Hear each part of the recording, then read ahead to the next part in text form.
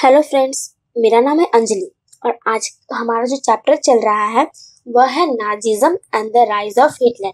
हमारे आज के इस चैप्टर का टॉपिक है the effect of the war. हमने अपनी पिछली क्लास में वीएमआर रिपब्लिक के बारे में पढ़ा था, फर्स्ट वर्ल्ड वॉर के बारे में पढ़ा था, साथ ही साथ हमने देखा था कि पीस ट्रीटी ऑफ वर्सेलिस क्या थी। आज के हम अपनी इस क्लास में पढ़ेंगे कि जो फर्स्ट वर्ल्ड वॉर हुई उसका प्रभाव, उसका क्या इम्पैक्ट पड़ता है यूरोप पर और जर्मनी पर। अब देखिए, जैसा कि है वॉर हुई थी यानी युद्ध हुआ था, तो युद्ध का कोई अच्छा परिणाम नहीं हो सकता है।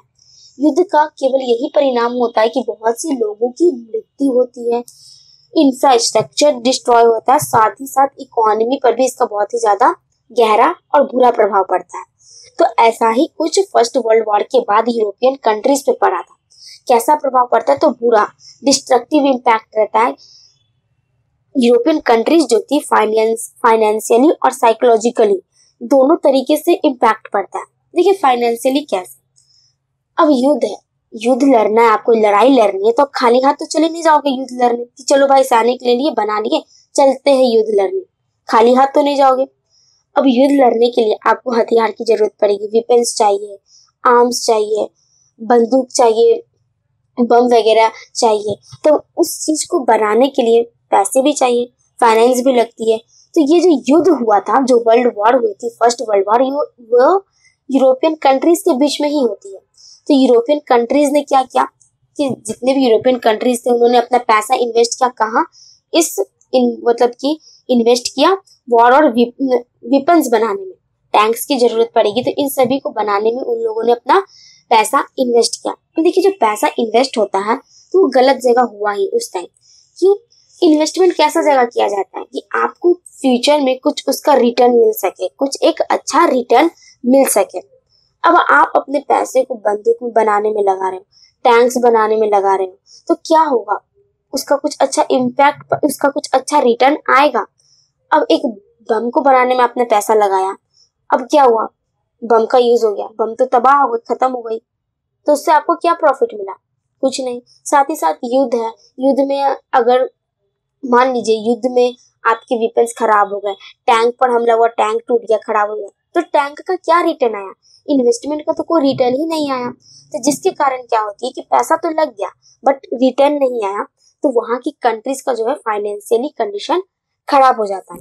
अब साइकोलॉजिकली कैसे इम्पैक्ट पड़ता है? तो साइकोलॉजिकली क्या होता है, देखिए हमने देखा था पीस ट्रीटी साइन की जाती है। तो पीस ट्रीटी में क्या होता है कि जर्मनी के साथ बुरा व्यवहार किया जाता है, हार्श बिहेवियर किया जाता है। तो अब इससे क्या होता है ना कि जर्मनी के लोगों के बीच कैसा, लोगों के मन में क्या बैठ गया कि जो ये अलाइज पावर है अपने आप को सुपीरियर समझ रही है और हमारे साथ जो बर्ताव किया है वो बहुत बुरा बर्ताव किया है। तो जर्मनी के लोग चाहते थे कि अब हम ना इससे बदला ले सके, किसी भी तरीके से हम अपने अपमान का बदला ले सके अलाइज पावर से। तो ऐसी फीलिंग बन जाती है वहां के लोगों के बीच में। अब देखिए, फर्स्ट वर्ल्ड वॉर के समय यानी फर्स्ट वर्ल्ड वॉर होने के पहले तक क्या होता है कि जो यूरोप रहता है वह क्रेडिटर रहता है, यानी यूरोप एक ऐसा देश रहता है जो दूसरे देशों को लोन दिया करता था, दूसरे देशों को पैसा दिया करता था। और फर्स्ट वर्ल्ड वॉर के बाद ऐसी हालत हो जाती है यूरोप की कि वह डेटर बन जाता है, मतलब अब उसे खुद दूसरे देशों से पैसे लेने की जरूरत पड़ जाती है। अब देखिए, हमने देखा था पीस ट्रीटी साइन की गई थी, वर्सेलिस का पीस ट्रीटी साइन किया गया था। तो उसने क्या किया था? उसने वीएमआर रिपब्लिक को फोर्स किया था, हमने पढ़ा था अंडर वॉर गिल्ट क्लॉज के अंदर, वॉर गिल्ट क्लॉज के अंदर पीस ट्रीटी में क्या किया गया था? तो जर्मनी से हेवी कंपनसेशन डिमांड किया था, यानी कि जो भी युद्ध में अलाइज पावर यानी अलाइज पावर की तरफ से जितनी भी कंट्रीज लड़ी है उसका जो नुकसान हुआ है उसका भरपाई कौन करेगा? उसका भरपाई करेगा जर्मनी। जर्मनी से उसके भरपाई के लिए ह्यूज कंपनसेशन मांगा जाता है। अब जिसके कारण क्या होता है, कंपनसेशन का डिमांड किया गया, जिसके कारण क्या होती है कि जर्मनी का जो फाइनेंशियल कंडीशन है ना वह खराब हो जाता है। अब कैसे? देखिए, पहला युद्ध लड़ा, तो युद्ध में जर्मनी ने अपने वेपन्स बनाने में पैसा इन्वेस्ट किया, तो उसमें पैसा उसका बर्बाद हुआ। दूसरा क्या होता है कि पीस ट्रीटी जब साइन की जाती है तो उसमें क्या होता है कि जर्मनी से उसका कॉलोनीज ले लिया गया, उससे 13% उसका टेरिटरीज छीन लिया गया, साथ ही साथ रिसोर्सफुल एरियाज को भी ले लिया जाता है, रिसोर्सफुल एरियाज को भी जर्मनी से छीन लिया जाता है। क्या होता है कि जर्मनी के पास तो कुछ है ही नहीं, तब वो इतना पैसा कैसे पे करेगा, इतना कंपनसेशन ह्यूज अमाउंट कैसे पे करेगा। तो रिजल्ट क्या होता है कि जर्मनी जो है फाइनेंशियली वीक हो जाती है। अब देखिए आते हैं नवंबर क्रिमिनल्स। अभी नवंबर क्रिमिनल्स क्या है, तो जो वियमार रिपब्लिक बनी थी उसके जो सपोर्टर्स थे, वियमार रिपब्लिक के सपोर्टर्स को नवंबर क्रिमिनल्स कहा गया है। अब वियमार रिपब्लिक के सपोर्टर्स कौन थे, तो सोशलिस्ट, कैथोलिक्स और डेमोक्रेट्स, ये 3 लोग जो थे वे वियमार रिपब्लिक के सपोर्टर्स थे। सोशलिस्ट कौन, वैसे लोग जो समाजवाद में बिलीव करते थे। कैथोलिक्स कह सकते हैं कि जो क्रिश्चियन होते हैं ना, क्रिश्चियन के कैटेगरी आते हैं, क्रिश्चियन में 2 कैटेगरी होते हैं, कैथोलिक और प्रोटेस्टेंट। तो क्रिश्चियन के जो कैथोलिक्स लोग हुआ करते थे वे वियमार रिपब्लिक के सपोर्टर हुआ करते थे। और तीसरे हैं डेमोक्रेट्स, यानी वैसे लोग जो डेमोक्रेसी में बिलीव रखते थे। तो ये तीनों लोग जो थे ना वे वियमार रिपब्लिक के सपोर्टर्स थे और इन्हें ही नवंबर क्रिमिनल्स कहा गया है। अब देखिए होता क्या है कि जहां कहीं भी वियमार रिपब्लिक के सपोर्टर्स दिख जाते थे ना, तो उन पर क्या करते थे लोग ना, आक्रमण कर दिया करते थे, अटैक कर दिया करते थे। अब क्यों अटैक किया करते थे, तो देखिए जर्मनी के लोग क्या सोचते थे, जर्मनी के लोगों के मन में क्या बैठ गया था कि जो जर्मनी का हालत है, जो भी जर्मनी की आज बुरी स्थिति है, वह स्थिति का जिम्मेदार कौन है, तो यह वियमार रिपब्लिक है। क्यों, क्योंकि उसने इतनी हार्श पीस ट्रीटी, जो पीस ट्रीटी ऑफ वर्सलिस थी, उसको साइन किया है। तो जो भी जर्मनी का हालत का जिम्मेदार कौन है, वियमार रिपब्लिक है। इसीलिए वियमार रिपब्लिक के सपोर्टर्स जहां कहीं भी दिख जाते थे लोग उन पर आक्रमण कर दिया करते थे, अटैक कर दिया करते थे। देखिए ऐसा माइंडसेट हो गया था ना लोगों का, तो इससे पॉलिटिकल डेवलपमेंट पे असर पड़ता है। ऑफ द अर्ली 1930s, यानी 1930s में जब हम देखेंगे, आगे पढ़ेंगे कि वहां के पॉलिटिकल डेवलपमेंट होती है, तो इसका कैसे प्रभाव पड़ा। देखिए इसका जो रिलेशन है डायरेक्ट नाजीज, यानी जो हिटलर पावर में आते हैं ना, उससे रिलेटेड है। जब हम पढ़ेंगे हिटलर के बारे में तो पढ़ेंगे कि कैसा इम्पैक्ट पड़ता है, कि इसका जो है कैसा पॉलिटिकल डेवलपमेंट पर किस प्रकार का इम्पैक्ट पड़ता है।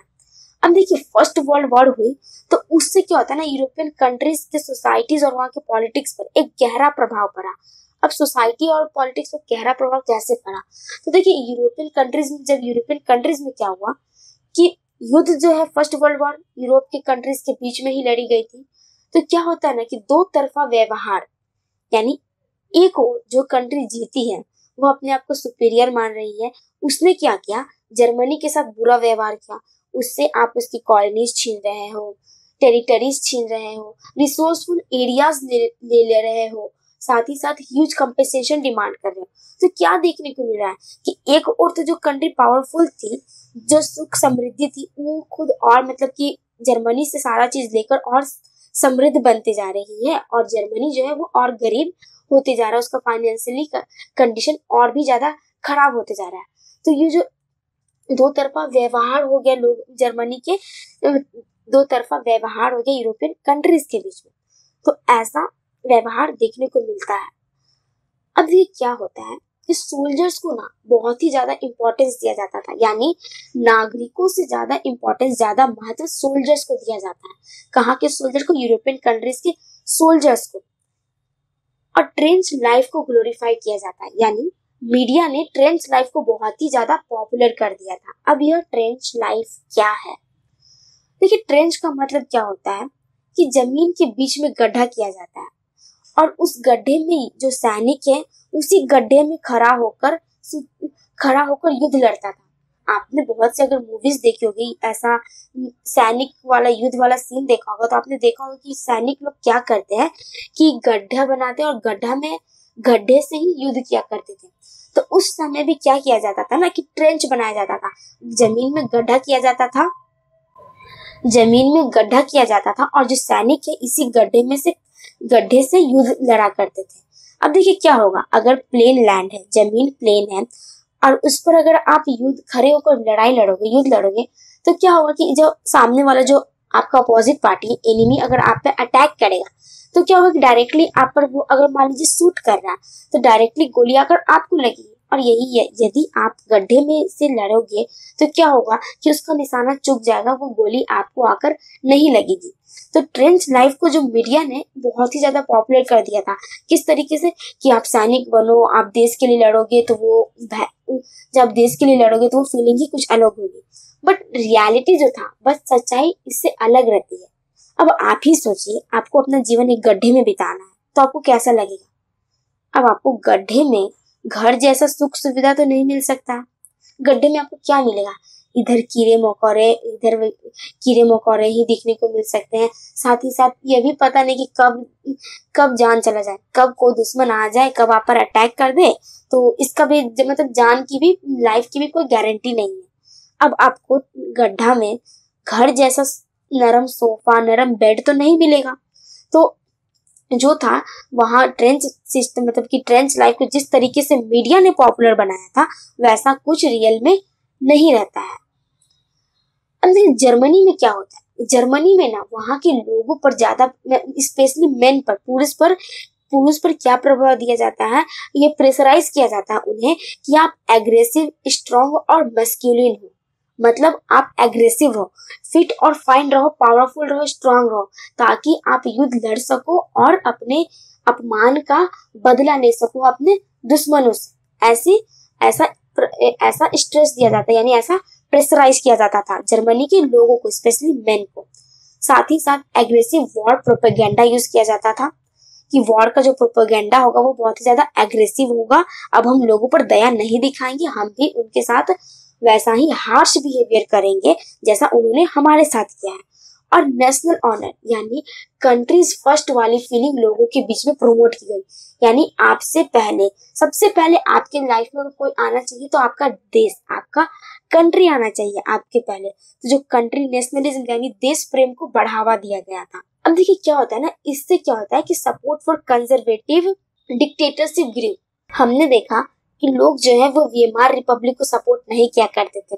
अब वो नहीं चाहते थे कि हमको कोई पार्लियामेंट नहीं चाहिए, कोई कॉन्स्टिट्यूशन नहीं चाहिए, हमें केवल और केवल अपना बदला चाहिए, अपने अपमान का बदला चाहिए। ऐसी फीलिंग्स आ गई थी लोगों में। तो इससे क्या होता है कि डिक्टेटरशिप को सपोर्ट मिल जाता है।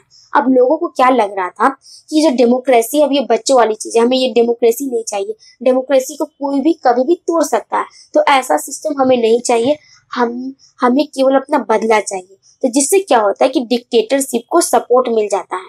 और इसी कारण क्या होता है कि जो हिटलर जो है वह पावर में आ जाते हैं। ये हम आगे अपने क्लासेस में पढ़ेंगे कि हिटलर कैसे पावर में आ जाते हैं। आज के लिए इतना काफी है। आई होप आपको ये टॉपिक क्लियर हो गया होगा। हमारे इस चैप्टर के नोट्स का पीडीएफ आप सभी के लिए डिस्क्रिप्शन बॉक्स में अवेलेबल है। हम अपने नेक्स्ट क्लास में नेक्स्ट टॉपिक के साथ मिलेंगे।